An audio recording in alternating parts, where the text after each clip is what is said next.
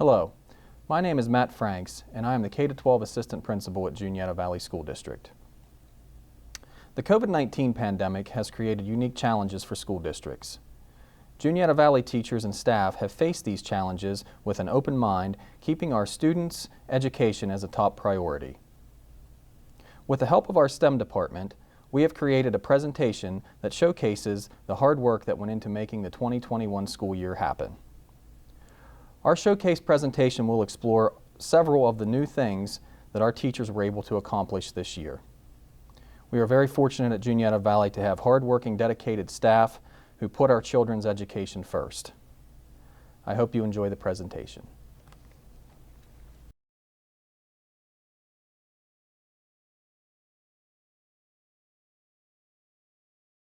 That's a great question. There are a lot of challenges, but the one that has stood out to me as a band director has been the lack of performing and enrichment opportunities for the students. So in all of the classes I teach, the focus is on making music together and enjoying music, and then ultimately sharing that music with others. And that's the part that's really been hindered by the pandemic. So for the bands, we often have 3 or 4 concerts each year, and those have obviously been disrupted. Often we have county band and district band and region band opportunities for the students where they can meet students from other schools and make music as a part of a larger ensemble. And those have unfortunately either been canceled or just really reduced kind of down to something very bare bones this year. So we are all feeling the loss of those opportunities and trying to find other ways to stay motivated. Well, I think the first challenge was sort of wrapping our head around how all this was going to work safely. The planning was difficult with, at the beginning of the year, kind of switching between models. Now that we've been in the hybrid model for quite a while, it's becoming a little easier. Making sure that all of the kids had access to the technology, the books that we needed, and getting them onto Google Classroom so that the lessons, were effective.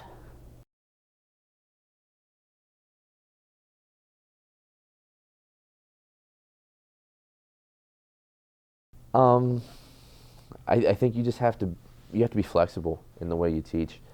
I've had to change some of the structure of my lessons to be ready to either present in person or online over the computer.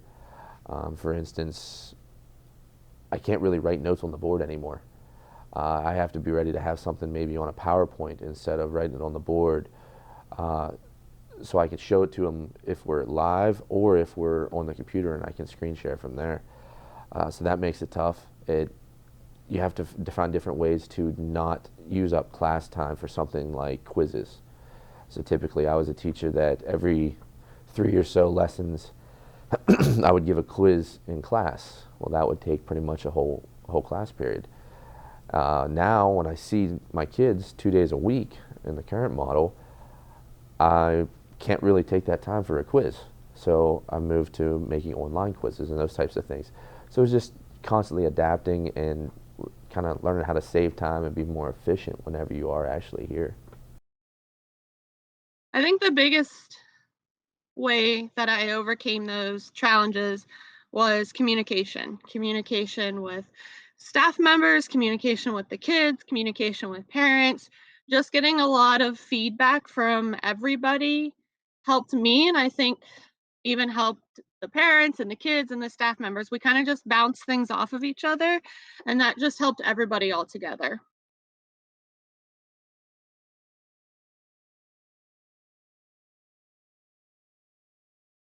I feel like the COVID has taught my students, and maybe some other students in general, but especially special ed kids, I feel like it gave them that meaning of trust, responsibility, accountability, and the biggest one was independence, because whatever I'm instructing, they have to find the materials inside the bag, and sometimes that's a feat in itself, but they have to find their stuff and be on the same page as I am, and it's been working out.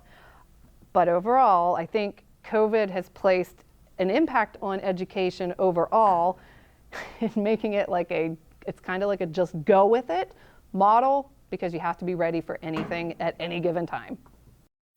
For me personally, I think it's changed it actually for the better.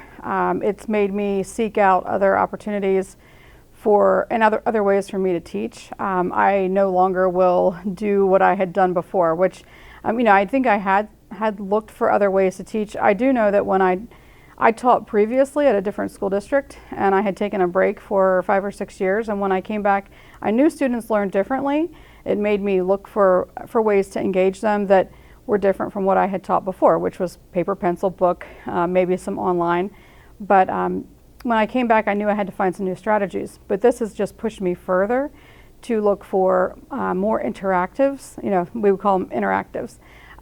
So now I'm pretty much 100% putting interactives out there, having students create and or work with their hands on every activity that we can, whether it's filing their own taxes online or creating a simulation where they are taking out loans from the bank. So that's what we're doing right now is from here on out, interactive only instead of paper and pencil.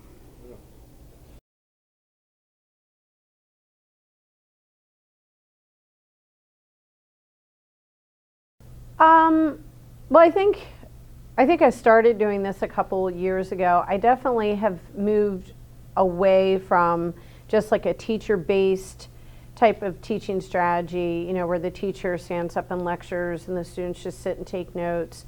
And I think it is now more student-centered. For example, one of my classes, I literally last week just gave them a survey. And of course, it was tied in with what my curriculum says I'm supposed to teach. But I said, what do you feel like you want to learn next? And we literally took a survey.